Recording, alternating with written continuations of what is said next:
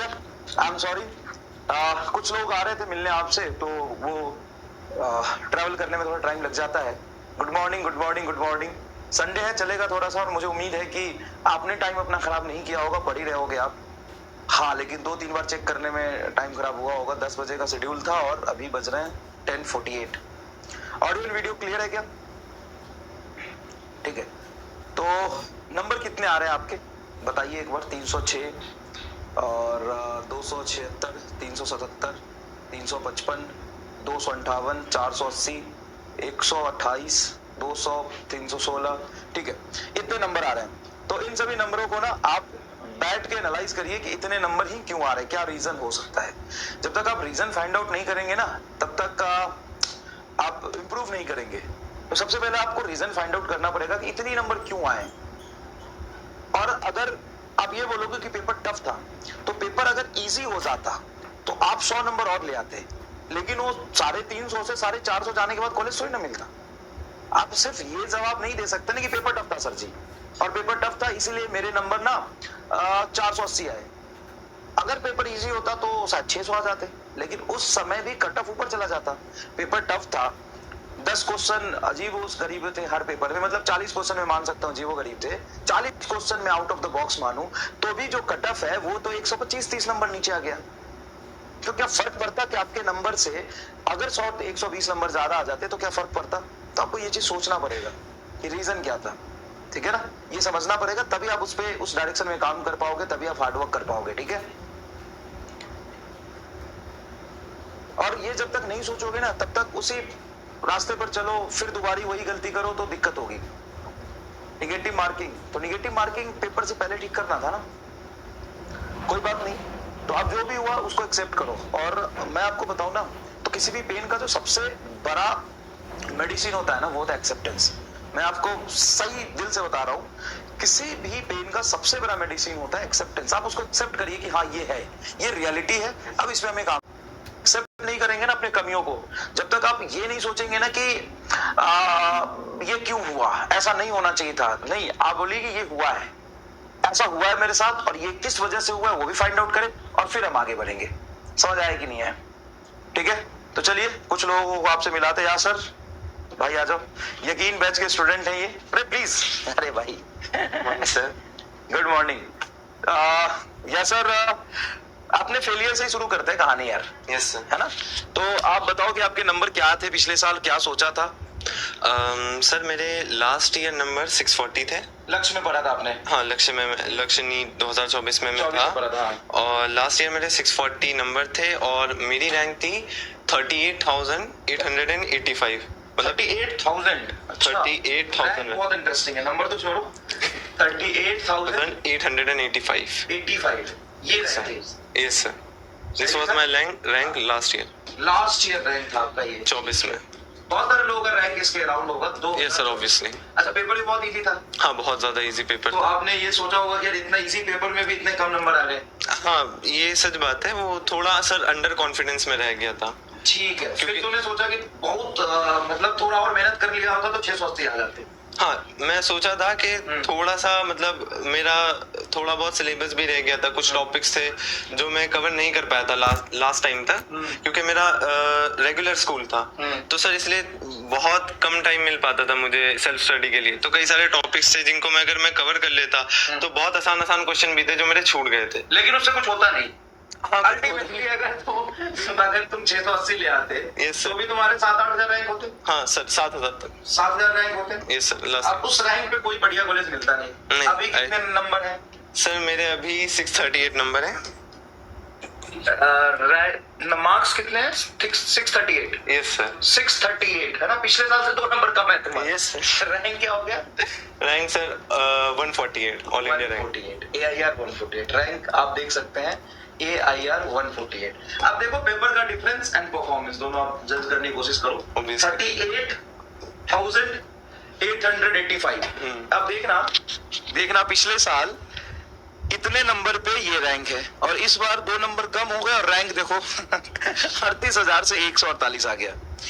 तो डिफरेंस होता है भाई, easy paper and tough paper जो आपने अभी देखा अपने आंखों के सामने, उसमें ये डिफरेंस है। ठीक है, कम बैक कैसे किया? सर कमबैक तो यही कि मतलब सबसे पहले जो मैंने काम किया था वो ये था कि स्पेशली फॉर ड्रॉपर्स, क्योंकि आपने मतलब अच्छा खासा तो सिलेबस कवर कर ही चुके हैं। अब 400 नंबर आ रहे हैं, 300 400 नंबर आ रहे हैं, तो अच्छा खासा आपका पढ़ा ही है अच्छा खासा, तभी आपके नंबर आए भी हैं। और जितने भी आपने मतलब नंबर लाए हैं तो आपका वो अचीवमेंट ही है। अचीवमेंट बिल्कुल। तो सर मैंने सबसे पहले काम ये किया था, मेरे जितने भी लास्ट टाइम में मुझे लग रहा था कि बहुत सारे वीक टॉपिक्स हैं, मैंने उनकी पूरी एक लिस्ट बनाई थी। ये मैंने बोला था स्टार्टिंग में। हाँ बिल्कुल सर, आपने बोला ही था, आपने यकीन में सबसे पहले यही बोला था। आप एक पेज लो और स्ट्रॉन्ग और वीक टॉपिक को सेपरेट कर दो। बिल्कुल हाँ, बिल्कुल बिल्कुल बोला था, मुझे याद है। Yes sir. तो सर मैंने वही फॉलो किया था जो आपने बोला था कि वीक और स्ट्रॉन्ग टॉपिक्स को एकदम अलग अलग कर दो, तो मैंने सारे टॉपिक्स को अलग किया। देन फिर जैसे क्लास में चलता था तो क्लास के हिसाब से मैं चलता ही था, साथ में मैं जो मेरे वीक टॉपिक्स थे, क्योंकि मैं कवर तो कर ही चुका था एक बार ही, लास्ट ईयर के मैं नोट्स है उन्हें भी पढ़ लिया करता था और उनकी प्रैक्टिस भी कर लिया करता था। तो ये था कि स्ट्रॉन्ग तो होता ही जा रहा, उसके साथ साथ वीक भी, मतलब जो मेरी कमियां हैं मैं उन्हें भी मिटाता जा रहा था। ऑनेस्टली बताते, देख भाई ऐसा नहीं है कि ये जेन्युइन बच्चा है। Yes. और लक्ष्य में पढ़ा हुआ था पिछले साल, नहीं हुआ सिलेक्शन, ये रैंक था 48,000, अभी इसके रैंक है, ये जेन्युइन ही बातें बता रहा है, कोई भी लेपापोती नहीं कर रहा भाई। Yes. भरोसा तुमको करना पड़ेगा। ये कौन सी ऐसी बात बोल दिया जो तुमको अलग लग रहा है? नहीं, एक बच्चा कह रहा है जेन्युइन बताना भैया, इसलिए मैं कर रहा हाँ हाँ बिल्कुल जेन्युइन बताएगा यार। हाँ। क्योंकि अभी जो आप लोग फील कर रहे होगे कि आई गेस कितने सालों की मेरी जितनी रैंक होगी अभी इस टाइम, तो अभी ऊपर होगी थोड़ी। मैं बिल्कुल रिलेट कर सकता हूँ, क्योंकि I was at their place last time, मतलब लास्ट ईयर मैं उन्हीं की जगह पे था, कैमरा के उसी पार था मैं। तो मैं फील कर सकता हूँ यार अभी आप सब क्या सोच रहे होगे, पर एक चीज याद रखिए कि पोटेंशियल आप सभी में है। अगर हो सकता है अभी आपको पता ना चल रहा हो कि मैं भी कर सकता हूँ, मेरे पास मतलब साल में कितनी बार ऐसे मोमेंट आए होंगे मैं सेल्फ डाउट में चला गया था कि सर क्या मैं काबिल भी हूँ एमबीबीएस के, क्या मैं कर भी सकता हूँ। तो बिल्कुल डाउट में नहीं आना है, मेहनत करते जाना है, अपनी कमजोरियों को दूर करते जाना है, एंड आई प्रॉमिस कि आप नेक्स्ट ईयर मेरी जगह होगे यहीं पे खड़े हुए सर के साथ। हाँ, मतलब पूरी साल वो गलती ना दोहराओ। हाँ बिल्कुल, गलती मन नहीं दोहराओ, और जो लास्ट ईयर जो भी मिस्टेक्स की थी। और देख भाई ऐसा है, बहुत सारे बच्चे कह रहे सर हमारी तो 1.5 लाख है, 2 लाख है, तो ठीक है ना, एक चीज समझना, अगर 38,000 से 148 पे आ सकता है तो तू 2-2.5 लाख से 400 पे तो आ ही सकता है भाई मेरे। और 400 पे तुमको जो एम्स चाहिए 2-3 ऊपर के छोड़ के सब मिल जाएंगे। हाँ, मतलब ऐसा 400 नहीं 4,000 आ जाएगा, क्या बुराई है? पता ना क्या बुराई है, 4,000 आ जाएगा ना, 4,000 आ जाएगा ना, 4 क्या आ जाएगा?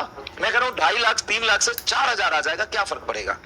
मेडिकल कॉलेज में तो जाओगे, जीएमसी में तो जाओगे, स्टेट का टॉप जीएमसी। हाँ स्टेट का टॉप बहुत अच्छे से क्लियर हो जाएगा। अगर 4,000 नहीं तुम्हारा 12,000 आएगा, तुम अगर तुम 9 लाख पे हो मान लो, तुम्हारे 300 नंबर ही आ रहे हैं, मेहनत करोगे बहुत अच्छे से इंप्रूव करोगे तो 12,000 तक तो पहुंचोगे यार।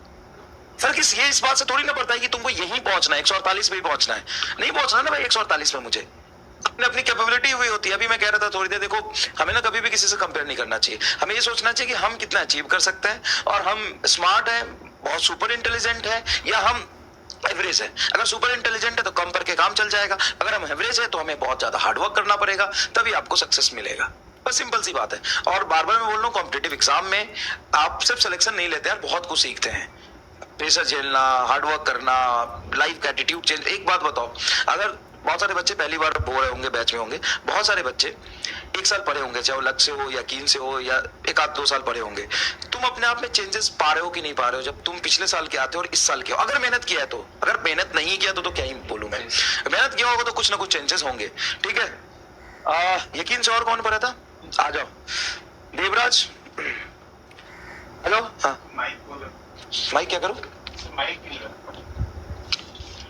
अच्छा वो टी शर्ट में है, हाँ ठीक है, आ जाओ। तो प्लीज नहीं यार इसकी कोई जरूरत नहीं है, कितनी बार करेगा थैंक यू सो मच। तो हिज देवराज, और ये वैसे तो 12th में ही थे, लेकिन इन्होंने 2 साल, जब ये 11th में थे तो यकीन 24 को फॉलो किया था, और जब 12th में थे तो यकीन 25 को फॉलो किया था, ठीक है। तो कितने नंबर आ रहे हैं और कितने मार्क्स हो तुम्हारे देवराज? 640 नंबर आ रहे हैं, और रैंक 131। अच्छा, रैंक 131, और ये भी रैंक 131 जो है ना, थोड़ा सा पीछे इसलिए चला गया कि वो एक सवाल के 2 आंसर दे दिए डायोड वाले के, जो कि बनने भी चाहिए थे। हाँ, डायोड वाले के 2 सवाल बनने भी चाहिए थे, क्योंकि एक क्वेश्चन था डायोड में, उसने साइन वेव जो होता है ना, साइन वेव, उसका एक तो सॉरी इसलिए उल्टा, इसलिए साइन वेव में प्लस माइनस नहीं बताया उसने तो। और प्लस माइनस नहीं बताने के बाद एक और उसने गड़बड़ करी थी कि रेफरेंस नहीं बताया। साइन वेव में हमेशा साइन से शुरू हो जरूरी थोड़ी ना है, किसी फेज से भी शुरू हो सकता है, कॉस से भी शुरू हो सकता है, तो ये दिक्कत है। चलो ठीक है, बहुत बढ़िया। तो आप ये बताओ यार कि इनको एक साल कैसे पढ़ना चाहिए, थोड़ा रूटीन बता दो बस, क्योंकि तुम्हारा रूटीन बहुत इंस्पायरिंग है और वो मेरा ना ड्रीम रूटीन है, लेकिन मैं आज तक नहीं कर पाया। सर मतलब 4 बजे उठ के नहा लेता था मैं सुबह रोज? हाँ रोज सर। और बाद में 4 से 6:30 7 तक करके फिर स्कूल से 2-3 बजे आ जाता था, और उसके बाद रात को 10 बजे तक बीच में 1-1.5 घंटा गैप लेके पढ़ता था सर। और सर मैं बस ये बोलूंगा कि पूरा अपना 100% दे के पढ़ाई करो इसमें। अभी जैसे मेरे भी दोस्त होते थे जो लोग मतलब पूरे साल भर किसी का बर्थडे रहा पार्टी में बुलाते थे, मतलब उनको भी मना करना अच्छा नहीं लगता था, लेकिन मैं करता था सर। मतलब कभी नहीं गया किसी के पार्टी में, पूरा 2 साल मतलब एक घर से बाहर ही नहीं गया मैं, घर पे रह के ही पढ़ा है सर पूरा। वैसे अपना 100% दे के मेहनत करो, आराम से हो जाएगा फिर सर। मतलब यही है कि कंसिस्टेंसी कैसे मेंटेन करें यार। ये सब ना सवाल बहुत अजीब गरीब है कि कंसिस्टेंसी कैसे मेंटेन करें, डिसिप्लिन कैसे मेंटेन करें। अगर तुम्हारा गोल बड़ा है, तुम्हें पता है हमारे में 10 कमियां हैं, उसको दूर करनी है, मास्टर ने जो काम किया है वो पूरा करना है, तो और क्या चाहिए तुम्हें कंसिस्टेंसी मेंटेन करने के लिए? मतलब और मैं क्या ही बोल दूंगा, ये क्या बोल दूं, कुछ है तुम्हारे पास? नहीं सर अभी और मतलब कंसिस्टेंसी क्या होता है, मतलब अभी अगर कभी डिमोटिवेट भी हो रहे हो बीच में, तो फिर एक बार अपने गोल को फिर से याद करो, किस लिए हमने स्टार्ट किया था, पेरेंट्स की तरफ देखो एक बार, वो सब देख के फिर सर आ जाता था अंदर से फिर से करना है करके हमें। मतलब एक वो लो ना, चैलेंज लो ना कि यार मुझे मतलब कुछ तूफानी करना है, मचाना है, कुछ बड़ा करना है। और बाकी देखो, जहां तक बात है बैच की बात करो, टीचर्स की बात करो, वो तो रोज क्लास लेते हैं ना, कि वो कंसिस्टेंसी कैसे मेंटेन करते हैं? वो तो लेते हैं ना रोज क्लास आके, वो कैसे मेंटेन करते हैं कंसिस्टेंसी? रोज तुम्हें डीपीपी मिलता है, तुमको असाइनमेंट मिलता है, वो कैसे देते हैं टीचर्स? वो कैसे लेते हैं क्लास? तो उनसे सीखो, अपना गोल बड़ा बनाओ, अपना एक आइडियल बनाओ, उसको फॉलो करो कि मुझे इसके जैसा बनना है, मुझे इतने डेडिकेशन से मेहनत करना है, मुझे आगे बढ़ना है, ये करो। क्वेश्चन प्रैक्टिस कहाँ से करें? तुम्हें क्लास में बेसिक मैथ में कम से कम 300 सवाल करा दिए मैंने, असाइनमेंट मैंने 5 दिया जिसमें 40 ऑन एवरेज सवाल है, तो 200 हो गए, 500 हो गए सवाल। उसके बाद डीपीपी तुम्हें मिलता है जिसमें से 5-7 डीपीपी मिले होंगे, जिसमें 10-10 सवाल होंगे, तो लगभग 50 सवाल ये हो गए। अभी टेस्ट होंगे, कितने सवाल करोगे? 1000 सवाल तो यही हो गए यार। कैसी बातें कर रहे हो? क्वेश्चन कहाँ से प्रैक्टिस करें? तुम ये पूरा कर लो फिर बता देना, ये पूरा कर लो फिर बता देना। रिवीजन कैसे करते थे यार? रिवीजन सर एक बार आपके नोट्स 2-3 बार पहले रिवाइज हो जाते थे, मतलब गैप के साथ 2 से 3 बार एक बार नोट्स के सारे सवाल करता था, और उसके बाद एक बार सिलेबस जब हो गया था तो मेडिजी से पूरा एक बार चैप्टर पढ़ के 10-15 मिनट में बाद में उसके क्वेश्चंस करता था, एक टाइम में 100 क्वेश्चन करके बंद कर। सोशल मीडिया यूज करते थे? नहीं सर 2 साल कुछ नहीं किया। कोई नहीं यूज करता भाई। सिलेक्शन लेने वाला ना वो इंस्टाग्राम स्टोरी नहीं लगाता, जो सच है वो बता रहा हूँ, बाकी तुमको सुनना अच्छा लगे ना लगे वो तुम्हारी मर्जी है। हाँ यार सर, तूने भी चलाया था क्या इंस्टाग्राम? नहीं सर बिल्कुल भी नहीं। हाँ? 1 साल तक तो बिल्कुल इंस्टा बंद था, मुझे पता भी नहीं था।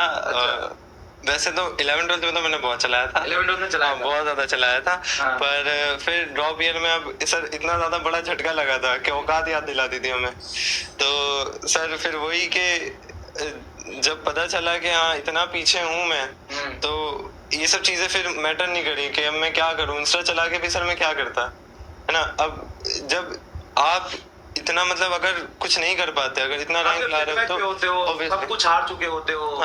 जब पता चला कि हाँ इतना पीछे हूँ मैं, तो ये सब चीजें फिर मैटर नहीं करी कि अब मैं क्या करूँ। इंस्टा चला के भी सर मैं क्या करता, है ना। अब जब आप इतना मतलब अगर कुछ नहीं कर पाते, अगर इतना रैंक ला रहे हो तो सब कुछ हार चुके होते हो। हाँ बिल्कुल। तो ये छोटी छोटी चीजें मैटर ही नहीं करती। हाँ बिल्कुल बिल्कुल मैटर ही नहीं करती। जब आपका मतलब एक गोल है तो ये सब चीजें मतलब डिस्ट्रैक्ट कर ही नहीं सकते आई गेस।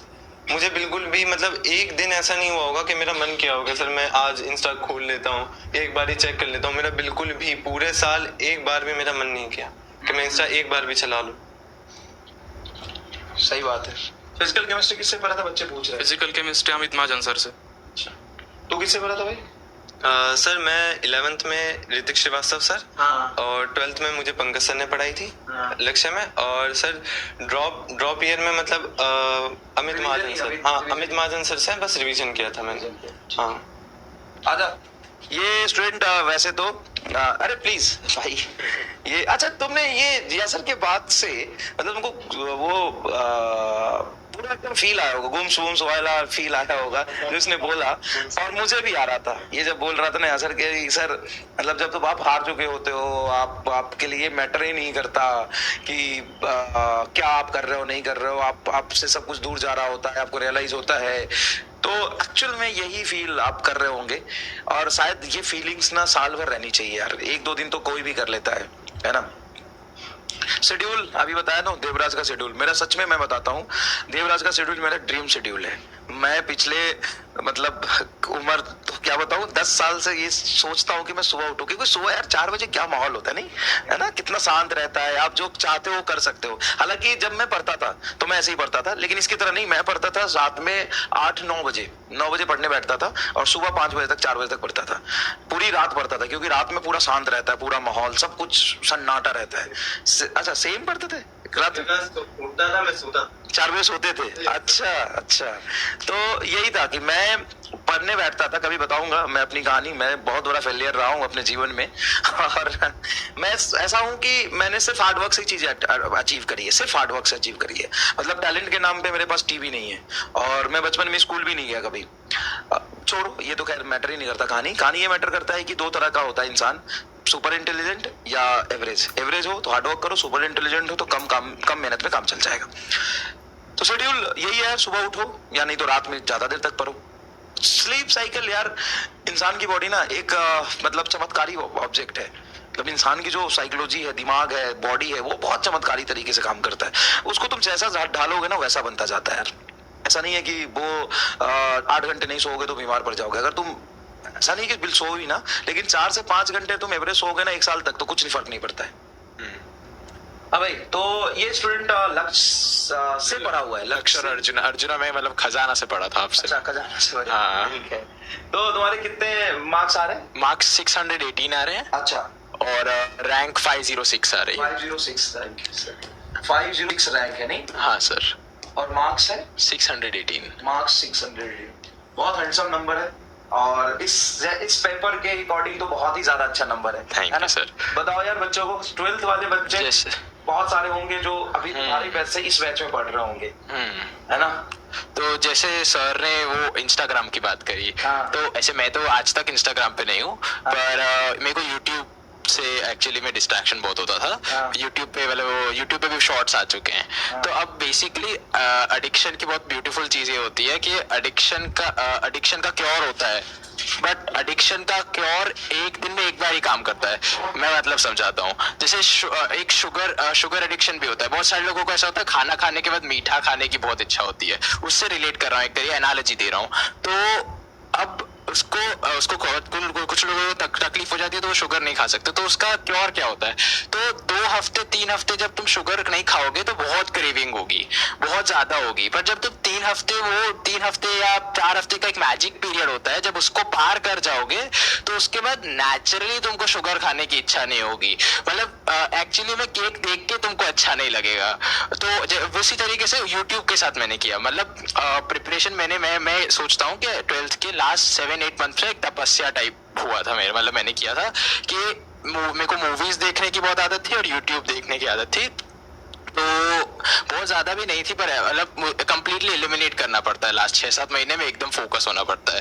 तो मैंने क्या किया, कंप्लीटली उसको छोड़ दिया कि करना ही नहीं है, ये मूवी देखनी ही नहीं है, यूट्यूब देखना ही नहीं है। तो जब वो किया और 3 हफ्ते ऐसा हुआ कि देख लेते हैं, टाइम पास कर लेते हैं। संडे लेने की मेरी गंदी आदत थी, आखिरी में नहीं ले सकते हैं संडे को भी उतनी इंटेंसिटी से। पूरे वीक पढ़ लिया तो संडे कुछ, हाँ, पर अब वो काम आखिरी 7 महीने 8 महीने नहीं लिया कि संडे को कोई भी दिन पढ़ना है ऐसे। तो 3-4 संडे ऐसा हुआ यार, संडे है पर नहीं, करना है, पढ़ना है। तो उसके बाद 5th वीक से 4th वीक से अपने आप वो टेंडेंसी नहीं आती है। संडे एक नॉर्मल दिन जैसा लगता है, मूवी देखने की कोई टेंडेंसी नहीं होती। मतलब नीट के बाद भी मैंने तो 15 दिन तक तो मेरी इच्छा ही नहीं थी मूवी देखने की, क्योंकि वो एक बार एडिक्शन छूट जाता है तो एक्चुअली वो करने में ज्यादा तकलीफ होती है ना करने से। तो वो बात है। तो उससे कंप्लीटली ब्लॉक कर दो अपने आप को।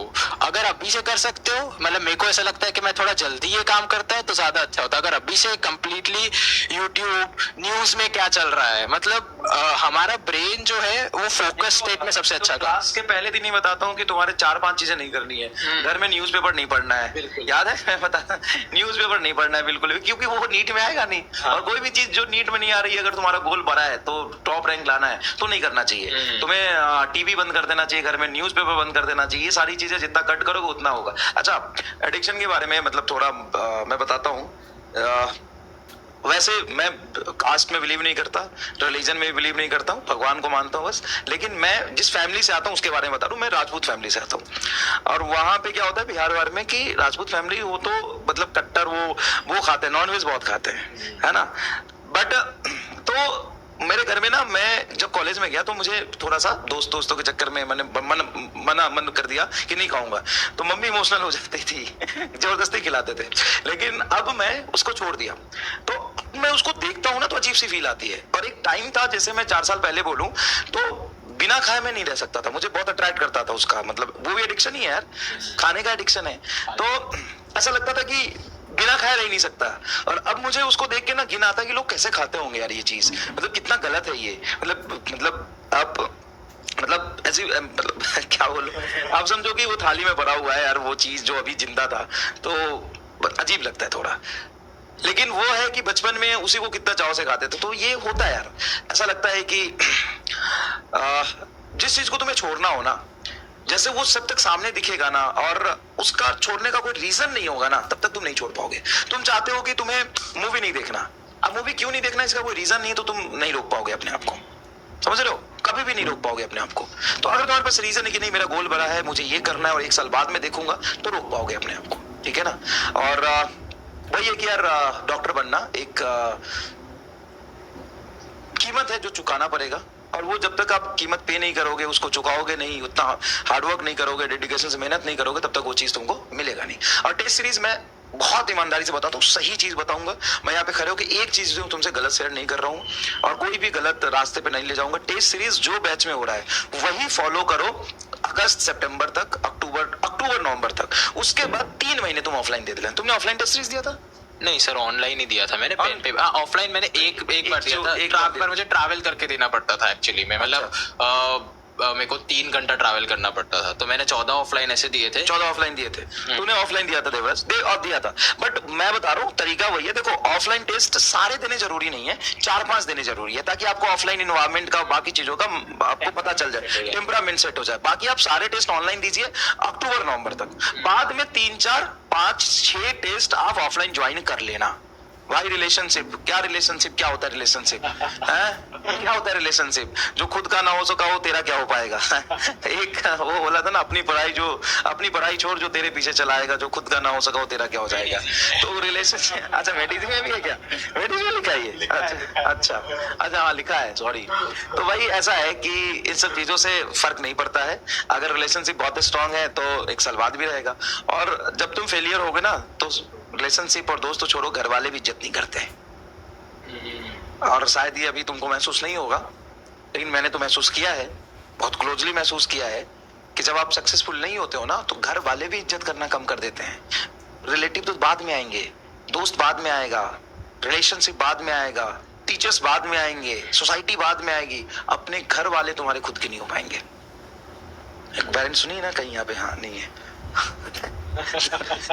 नहीं हो पाते, दिख जाता है उनके बिहेवियर में, दिख जाता है भाई। और जब सक्सेसफुल हो गए तो भी बिहेवियर में दिख जाएगा। तो पेरेंट्स इनोसेंट है, वो सिर्फ यह चाहते हैं कि आप अच्छा करो, इसीलिए आपको डांटते भी है। लेकिन ऐसा नहीं है कि मैं पेरेंट्स को गलत बोल रहा हूँ, गलत नहीं बोल रहा मैं। तो इसके 2 मतलब निकाल सकते हो, 2 क्या तुम किसी बात के 6 मतलब निकाल सकते हो। लेकिन मेरे कहने का मतलब ये है, मैं आपके पर्सपेक्टिव से बोल रहा हूं कि वो चाहते हैं कि आप अच्छा करो, और वो बुरा किस लिए मानेंगे? क्योंकि आप अपने लाइफ में अच्छा नहीं कर पा रहे हो, आप अपने लिए अच्छा नहीं कर रहे हो, आप अपने साथ गलत कर रहे हो, इसलिए पेरेंट्स बुरा मानते हैं। बुझ रहा है? इसलिए मैं कह रहा हूँ। महाराज भाई कम ऑन।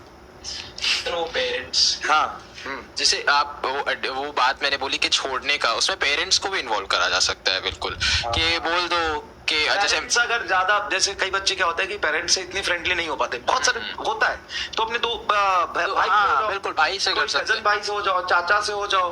और जैसे अभी एक शिवम लड़का है, वो दिखा रहा था शिवम, मैंने देखा शिवम एक लड़का है जो 630 नंबर लेके आया है, मिलवाऊंगा उससे, बड़ा सीधा सा लड़का है, यकीन से पढ़ा है, 630 नंबर लेके आया। ये तो अभी यहाँ पे थे इसलिए आ गए, बहुत सारे ऐसे बच्चे जो नहीं भी आ पाए। तो उसने ना अपना व्हाट्सएप ग्रुप बनाया हुआ है जिसमें उसके पापा हैं, वो है और भाई है, और वो उसके भाई और पापा रोज पूछते हैं कि यार भाई क्या हुआ आज के टेस्ट का, नंबर बता, OMR का फोटो सेंड कर, वो चैट दिखाता था और वो सुबह में गोल शेयर करता था उसी ग्रुप में, और शाम को उस ग्रुप में बताता था इतना मैंने किया, इतना किया, इतना किया। तो आप जिससे कंफर्टेबल उसके साथ व्हाट्सएप ग्रुप बना लो, है ना, पापा है, फ्रेंड्स है, भाई है, कोई भी है जो सही तरीके से तुमको गाइड करे, उसके साथ व्हाट्सएप ग्रुप बना लो और रोज का गोल शेयर करो और शाम को उनको बताओ कि ये किया मैंने, ये नहीं किया। डेफिनेटली मेरी मम्मी के साथ मैं ऐसे करता था हाँ। कि हम टारगेट बनाते थे और मैं बोल देता था कि मेरे को इतना इतना करना है, फिर आखिरी में मेरी मम्मी मुझसे पूछती थी कि कितना हुआ। उसके अलावा जैसे सर आपने कहा कि या तो कोई होता है जो एक्स्ट्राऑर्डिनरी होता है जिसको कम पढ़ने में भी ज्यादा हो जाता है, और एक होता है कि मेहनत करना होता है। तो मैं बिलीव करता हूँ कि मैं मतलब बहुत ज्यादा एक्स्ट्राऑर्डिनरी नहीं था, मुझे मेहनत करनी, तो मैंने एक्सेप्ट कर लिया था कि मुझे ज्यादा मेहनत करनी पड़ेगी बहुत सारे लोगों से जो मेरे से ज्यादा टैलेंटेड है। जैसे सर ने खुद का भी एग्जाम्पल लिया, तो सर एक तरीके से मेरे लिए उस चीज में मोटिवेशन थे कि मेहनत करने से कुछ भी हो सकता है। इस तरह मतलब मैं सर को मैंने अपने रूम में भी सर का फोटो लगाया हुआ है, एक के रूम नहीं था तेरे पास, बालकनी थी सर, बालकनी थी, अरे तो उसमें सर का फोटो लगाया। तो जब भी मैं वो देखता था तो जैसे सर हमेशा अपने आप को क्लास में और देने के लिए पुश करते हैं, हर साल सर अपने आप को अपग्रेड करते हैं, एक तरीके से सर अपने पिछले साल से कम्पीट करते हैं। तो मैं भी जब मेरी पढ़ने की इच्छा नहीं होती या मैं थक रहा होता तो मैं उस पोस्टर को देखता था और सोचता था कि नहीं यार, कि टैलेंटेड वाला तो आगे निकल जाएगा, मुझे ज्यादा मेहनत करनी पड़ेगी अगर मुझे आगे जाना है, तो मुझे ज्यादा डिसिप्लिन रहना होगा। स्लीप बॉडी क्लॉक की बात करी थी सर ने, तो उसमें ये है कि मेरा आखिरी में बॉडी क्लॉक एकदम सेट हो चुका था कि 12 बजे सोना है, 7 बजे उठना है। तो बिना मतलब, और दूसरी बात एक और है, बहुत सारे लोग बेड पे पढ़ते हैं, वो काम कभी नहीं करना चाहिए कि बेड पे तुम तभी जाओ जब तुमको सोना है, तब तुम्हारी बॉडी को एक्चुअली में जगह, बॉडी के पास मेमोरी होती है कि कौन सी जगह पे क्या है। अगर तुम कोई चीज एक ही जगह, अगर एक ही डेस्क और टेबल पे बैठ के पढ़ोगे तो तुम्हारी बहुत दिन अगर ऐसा करोगे तो तुम्हारी बॉडी जब भी वहां जाएगी तो उसको एक्चुअली में ज्यादा फोकस्ड रहेगा। बेड पे बैठ के कभी पढ़ लिया, कभी इधर पढ़ लिया, कभी उधर पढ़ लिया, वो मेरे हिसाब से नहीं करना चाहिए। तो बेड पे तभी जाना चाहिए जब सोना है या आराम करना है इन द सेंस, और आराम करना इन द सेंस बैठना भी है तो मेरे हिसाब से बेड पे बैठना नहीं चाहिए, तो उससे बॉडी सेट हो जाती है। तो फिर जैसे ही आखिरी में मैं 12 बजे बेड पे जाता था तुरंत नींद आ जाती थी, 1-2 मिनट के अंदर, और 7 बजे बिना अलार्म की नींद खुल जाती थी। तो ह्यूमन बॉडी बहुत अमेजिंग चीज है इस सेंस में कि हमारी जो रिदम बहुत जल्दी है। वही मैं कहता हूँ ना, जैसे आप 1 घंटे की क्लास पढ़ाओ, बच्चे बोलेंगे यार 55 मिनट पे छोड़ दो, 2 घंटे पढ़ाऊंगा बोलोगे सर 1.5 घंटे में छोड़ देना, आज 4 घंटे पढ़ाऊंगा बोलोगे 3.5 घंटे तक ही पढ़ाओ, ज्यादा पढ़ा रहे हो। तो भाई वही है, जितना हार्डवर्क करोगे उतना। और ये बड़ी अच्छी बात है इसने यार, देखो अगर आपने आपको आप एवरेज मानते हो, आपको पता है कि आप क्या हो, आपको अपनी औकात पता है, तो हमेशा ये सोचो कि अगर आप एवरेज हो ना तो हार्डवर्क और टाइम देखिए आप टैलेंटेड वाले को बीट कर सकते हो, नहीं तो वो तुमसे आगे निकल जाएगा। सिंपल सी बात है, वो तुमसे आगे निकल जाएगा।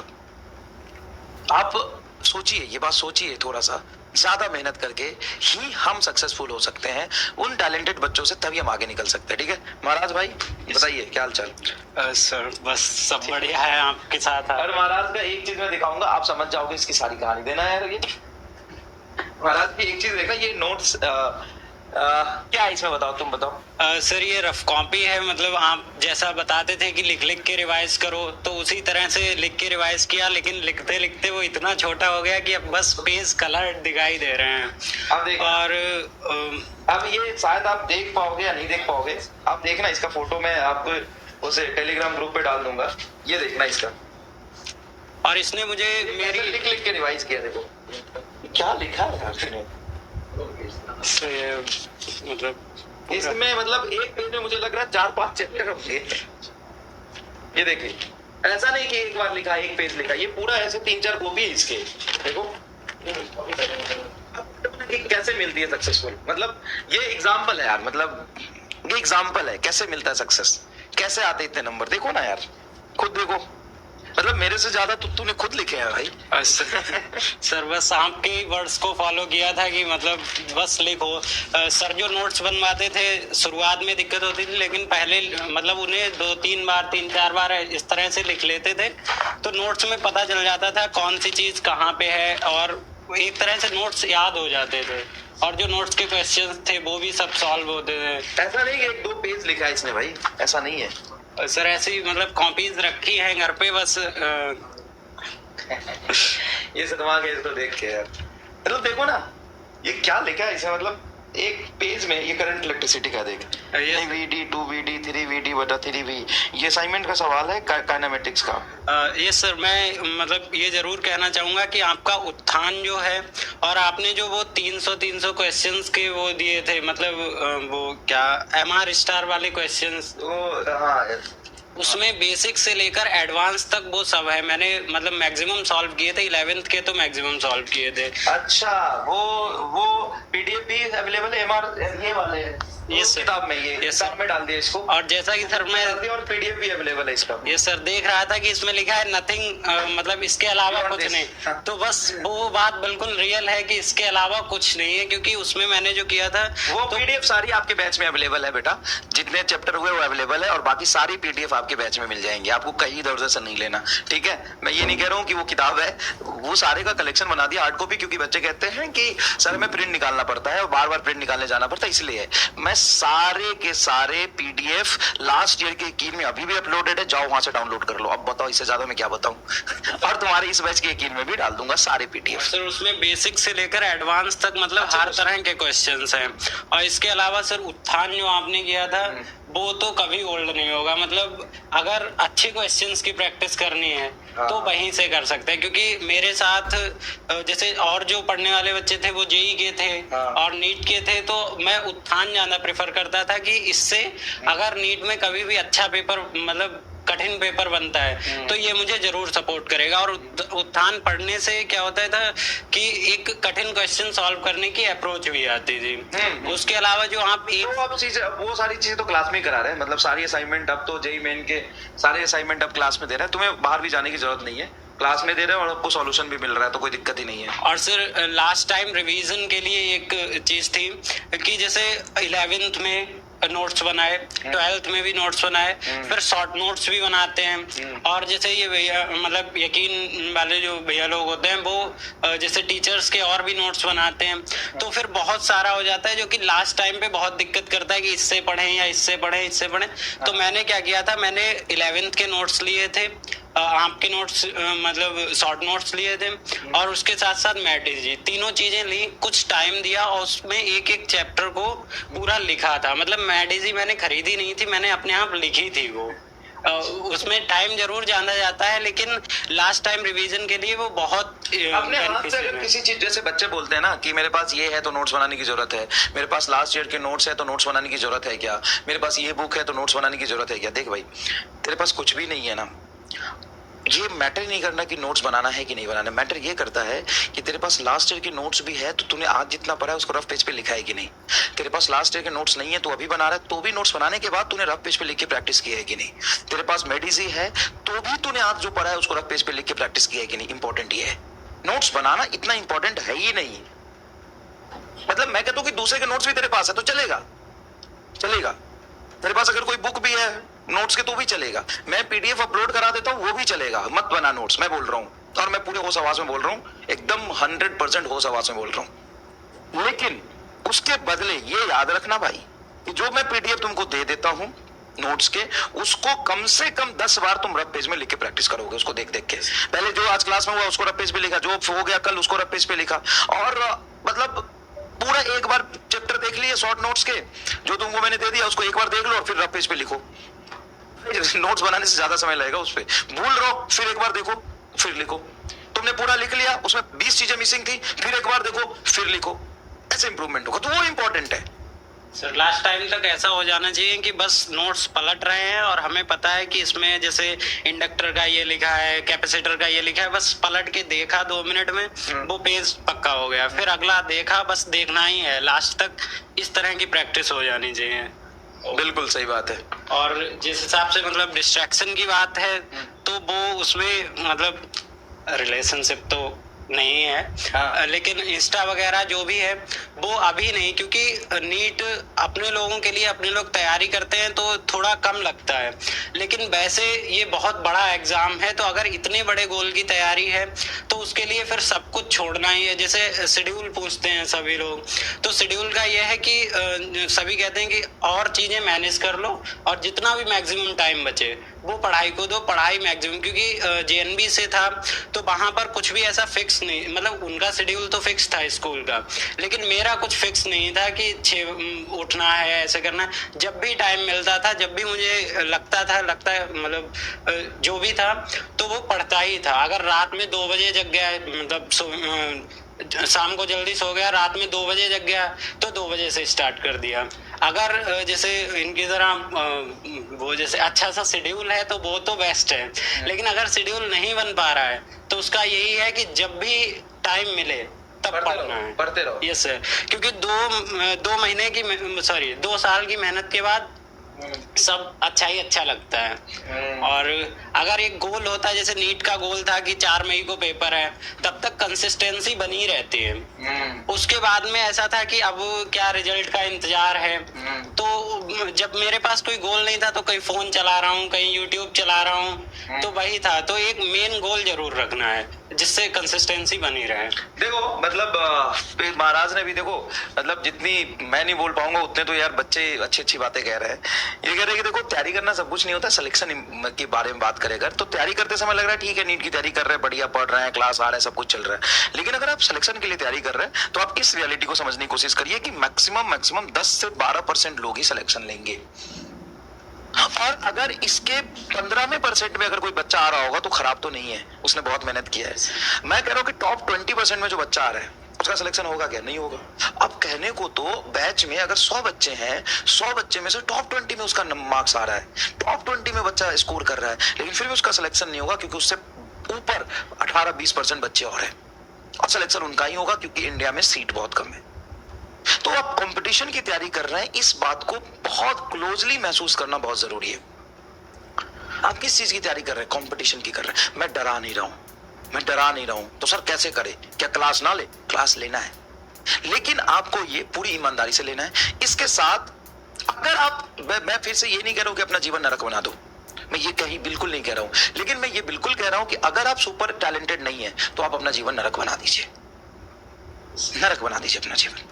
मतलब नरक में जैसे, मतलब कोई सुख सुविधा नहीं होनी चाहिए तुम्हारे पास, कोई फोन नहीं, इंस्टाग्राम जिसमें हो, कोई ऐसा यूट्यूब पे इधर उधर की चीजें नहीं, कोई अननेसेसरी के फ्रेंड्स नहीं, कोई कुछ नहीं।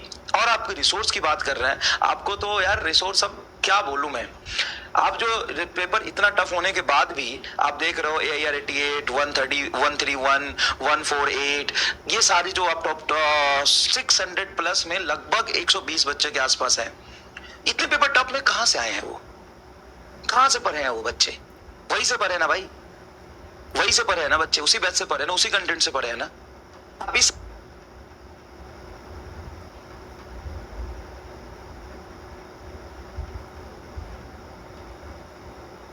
किया है वो सफिशिएंट है।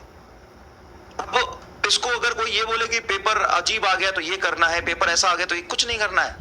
पहले बहुत पेपर जो पढ़ा आपने, पेपर इजी आता तो आप 45 क्वेश्चन 42 क्वेश्चन करते, पेपर टफ आया तो आपने 35-36 क्वेश्चन किए, फिर भी रैंक उससे बेहतर आई है। तो अब इस पैनिक में कि पेपर नीट 2025 बहुत मुश्किल था, अननेसेसरी का इररिलेवेंट पढ़ना शुरू कर दोगे तो सब खत्म कर दोगे भाई। याद रखो, कट ऑफ जहां पहले 652 नंबर था नीट 2024 में, अब वही कट ऑफ 526 नंबर है नीट 2025 में। ये कट ऑफ है 527। तो कितने नंबर? 125 नंबर कम हो गए ना।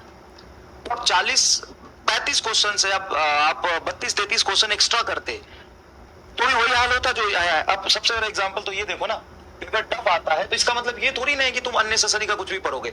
ये देखो सेम नंबर पे 38,000 जो रैंक था, इस बार 148 रैंक है। 40,000 हो गया ना, 40,000 रैंक जो था वो 148 रैंक है सेम नंबर पे। नीट 2024 और नीट 2025 में सेम नंबर पे इतने रैंक है। अब बताओ क्या करना चाहिए था? करना यही चाहिए था भाई, करना सिर्फ यही चाहिए था कि आप ये मत सोचिए कि पेपर टफ है इसलिए आप नहीं कर पाए, ये गलत बात है। ये रीजन ही नहीं कि पेपर टफ था इसलिए आप नहीं कर पाए। आप 40 क्वेश्चन ज्यादा भी कर पाते तो भी वही कंडीशन होती पेपर इजी में। आप ये सोचिए कि हमें उनसे भी आगे निकलना है जो टॉप में है, आपको ये सोचना पड़ेगा, समझ रहे हो? आपको वही चीजें पढ़नी है जो सिलेबस में है, उसी तरीके से पढ़नी है। फिजिक्स केमिस्ट्री बॉटनी जूलॉजी पढ़ना है, उसी तरीके से पढ़ना है। बाकी देखो, जैसे साल भर बच्चों के साथ लगे रहते हैं वैसे ही लगे रहेंगे, पूरे साल पढ़ाएंगे, ढंग से पढ़ाएंगे। आप 100% अच्छा कर सकते हो, और ये हमारे हाथ में नहीं है क्योंकि हम सभी बच्चों के लिए एक ही जैसा मेहनत करते हैं। ये सिर्फ और सिर्फ आपके हाथ में। अगर आप ये मुझे सहारा लेके चलोगे कि सर आप कर दो, मैं कुछ नहीं कर सकता, सर आप चमत्कार करो, मैं नहीं कर सकता। मेरा जो काम है मैं वही कर सकता हूँ। और सर मेन बात है भरोसा होना चाहिए। मतलब आपकी मैडीजी से जब नोट्स बना लेता था, वो जो लास्ट वाले बताए, तो मुझे पता था कि अब इससे बाहर, मतलब इसमें मेरा हो जाएगा, इससे आगे मैं कुछ भी पढ़ूंगा तो वो इररिलेवेंट ही होगा। और जैसे इस बार के यकीन 2.0 में मतलब कुछ दोस्त पढ़ रहे हैं तो वो भेजते हैं, तो उसको देख के तो फिर से ऐसा लगता है कि हम भी और पढ़ लें, जिससे कि मतलब बहुत सारा आने लगे। उससे बहुत बहुत ज्यादा। अभी मैंने एक असाइनमेंट दिया था वेक्टर का, जिसमें जेईई मेन के सारे सवाल मैंने पिछले 5 साल के दे दिए। उस बच्चा रो रहा है, कह रहा है कि सर 23 ही हुए मेरे से 40 में। हम कि भाई इतना कर लिया तेरा टॉप 100 में रैंक आ जाए, क्या बात कर रहा है तू? अगर मैं जेईई मेंस के सारे पीवाईक्यू 5 साल के तुम्हें दे दिया और उसमें तू 40 में से खुद से 25 सवाल कर लिया, तेरे टॉप 100 में रैंक आ जाएगी। भाई कहाँ जी रहा है तू, कहाँ जी रहा है तू? तो ऐसा नहीं है, अंडर कॉन्फिडेंट मत हो, मस्त रहा, पढ़ाई कर। और देख, अगर चमत्कारी कुछ करना है तो तू सिर्फ तू खुद कर सकता है, इतना याद रख, तू खुद कर सकता है। अगर तुम्हें कुछ एक्स्ट्रा ऑर्डिनरी करना है, क्या होता है ना, लोग बच्चों को, छोटे बच्चे किसी को भी ना, जैसे मैं भी बोलूं तो एक फेथ होता है कि मेरे लिए कोई वो कर देगा, कोई भी आपके लिए कोई कुछ नहीं करेगा। हम सिर्फ अपना क्लास लेंगे, आपके लिए एक्स्ट्रा जो सीट होती है वो देंगे, लेकिन मेहनत सिर्फ आप ही कर सकते हैं भाई, सिर्फ आप ही कर सकते हैं। हाँ मेरी बात सुन लीजिए सर जी, बताइए क्या सुनना है, बोल बोलो ना क्या सुनना है। ठीक है, क्लास के क्वेश्चन की सारी पीडीएफ में अपलोड करा देता हूँ बैच में। अब बताओ क्या चाहिए बैच में? हाँ हाँ प्लीज। सर मतलब कई बार बच्चे ऐसे करते हैं कि फॉर्मूलों को सीधा रट रहे हैं, उसके पीछे के कॉन्सेप्ट को नहीं समझ रहे। मतलब कई बार और ऐसे भी करते हैं कि फर्स्ट टाइम में कॉन्सेप्ट समझ ली और जब अगली बार रिवाइज करे तो सीधा फॉर्मूले रटे जा रहे हैं। मतलब ऐसे नहीं करना है। मतलब जितने बार भी मैं मेडी से रिवाइज करता था, हर एक फॉर्मूले को फिर से डिराइव करता था, सर रफ कॉपी में पूरा डिराइव कर करके उसमें याद किया, और कुछ नई चीज मिलती थी तो मेडी में ऐड कर देता था साइड में, और उससे याद होता था। मैं ये बोलता हूँ क्लास में बच्चों की, अगर आपके पास पीडीएफ है तो आप क्लास में कुछ भी नया मिल रहा तो उसमें लिख लीजिए और बाद में उसको लिख लिख के प्रैक्टिस करिए। और देखिए हर चीज का ना होता है कि हमें जल्दीबाजी रहती है आंसर निकालने की, और किसी सवाल का आंसर मिल गया हम खुश हो जाते हैं, लेकिन वो नहीं करना ना। आपको सवाल करते समय किसी एक आंसर पे पहुंचना इंपॉर्टेंट है, लेकिन बाकी के 3 ऑप्शन गलत क्यों है ये भी सोचना है। और इतना एनालिटिकल थिंकिंग करते चलोगे ना, क्वालिटी कंटेंट पढ़ोगे, मेहनत करोगे। अच्छा सुनना, कुछ मत कर, साल भर ईमानदारी से। अच्छा एक और चीज बताता हूँ, पूरे लास्ट तक जो बच्चा टिका रहता है, जो बच्चा मेहनत करता है, उसका सिलेक्शन रेशियो 60-70% होता है। उसका सिलेक्शन रेशियो 60-70% रहता है। तो मैं कह तो रहा हूं कि यहां तक पहुंचना है तुम्हें, मतलब टॉप के 12% का सिलेक्शन रेशियो, तो 12% ऑफ स्टार्टिंग बैच।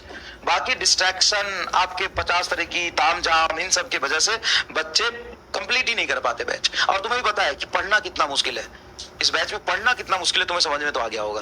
रोज इतने सवाल करा देते हैं, फिर होमवर्क दे देते हैं, मैनेज ही नहीं होता है। तो मैं कह रहा हूं कि 60 से 70% सिलेक्शन रेशियो है जो लास्ट तक टिक गया, जो लास्ट चैप्टर तक टिक गया। लास्ट चैप्टर तक अगर तू टीचर के साथ टिक गया, तेरे सिलेक्शन का 70-75% चांस है। ठीक है, सिंपल सी बात है। तो और देखो, और इतना याद रखना, आज एक चीज लिख देना, कमरे में एक लाइन लिख के चिपका लेना, मैं अपना किस्मत खुद ही बदल सकता हूं और इसके लिए मैं पूरी जी जान लगा के मेहनत करूंगा। बहुत दुख की बात है कि मैं बैच में सारे बच्चों को पढ़ाया, लेकिन उसमें से कुछ ही यहाँ पे हैं, कुछ बच्चे नहीं हैं, कुछ क्या, बहुत बच्चे नहीं है। क्यों नहीं है? इस बात को समझो और इस बात को लिखो कि मैं अपने आप का फ्यूचर खुद बदलूंगा और इतना ज्यादा मेहनत करूंगा। बाकी हम लोग सारे टीचर्स जो भी फिजिक्स, केमिस्ट्री, बॉटनी, जूलॉजी, सब लोग लगातार मेहनत करते हैं आपके लिए। और आप बदलिए अपने आप को बदलिए, अपने एटीट्यूड को बदलिए, मेहनत करिए, ठीक है ना? ठीक है, ठीक है। तो लिख दो, आग लगा दूंगा मैं अपना सिलेक्शन लेके रहूंगा, इतना मेहनत करूंगा खुद, ठीक है? चलो bye bye, thank you so much, ठीक है? चले, थैंक यू सर।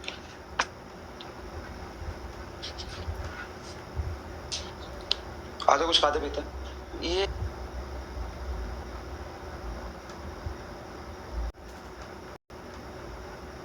करण, अच्छा करण वेस्ट बंगाल से, या अभी बैठे रह गए यार। ये जेई के स्टूडेंट है, मैं आपको बताऊं। जेई में इन्होंने जेई एडवांस में कितना रैंक है सर? 995। 995 जेई एडवांस में रैंक है। और नीट में? सर नीट में 592। 592 नीट में अच्छे रैंक आ गए तेरे, नीट में अच्छे रैंक आ गए। तो तुम बताओ यार, कैसे मैनेज किया? फिजिक्स, केमिस्ट्री, मैथ भी मैनेज कर लिया तुमने। सर मैनेजमेंट का तो बात ये है कि जैसे मैंने बोला था कल भी कि जिससे मतलब पढ़ाई में जब तक किसी का इंटरेस्ट नहीं है, जब तक वो एंजॉय करके नहीं पढ़ रहे, जब तक वो पढ़ाई को एक बोझ लेके चल रहे हैं, जब तक उनके पास और डिस्ट्रैक्शंस है, तो तब तक उस चीज में मेहनत करने का मन करेगा ही नहीं। और जब तक मेहनत अंदर से नहीं आता है, तब तक वो कभी कोई प्रोडक्टिव चीज नहीं होगा, वो कुछ रिजल्ट वापस नहीं देगा। तो इसलिए मैनेज करने का तो एक ही बात है कि डिसिप्लिन होना चाहिए कि ये करना है तो करना है। और इस साल जैसे मैक्सिमम बच्चे जब पैनिक कर गए टफ पेपर को देख के, तो पैनिक का रीजन क्या था? कहीं ना कहीं अंडर कॉन्फिडेंस ही था। तो वो अंडर कॉन्फिडेंस कहाँ से आया होगा? कहीं ना कहीं टेस्ट कम दिए, कहीं ना कहीं अपने अंदर कहीं ना कहीं एक डाउट था कि मेरे अंदर ही कहीं कमी रह गई है। तो वो इसी कारण आता है कि आपने साल भर कहीं ना कहीं आपने तो गलती की है जो आपको पता चल रहा है। तो उससे बचने के लिए बस टीचर्स लोग का बात फॉलो करते रहिए और क्या। और सर ने जो बोला लास्ट में जो टिकता है, तो मैं वही मानता हूँ कि ये जर्नी डिफिकल्ट नहीं है, ये जर्नी लेंदी है। जो ये सरवाइव कर गया एंड तक, वही टिकता है। जो सर ने भी बोला, जो लास्ट तक टिक गया, सारे चैप्टर्स बैच में अच्छे से कंप्लीट किया, सारे टेस्ट दिए, तो वही लास्ट तक टिकता है, उन लोग का ही सिलेक्शन होता है। सही बात है, सही बात है। चलो bye bye, all the best, है ना? मेहनत करिए, थैंक यू सो मच।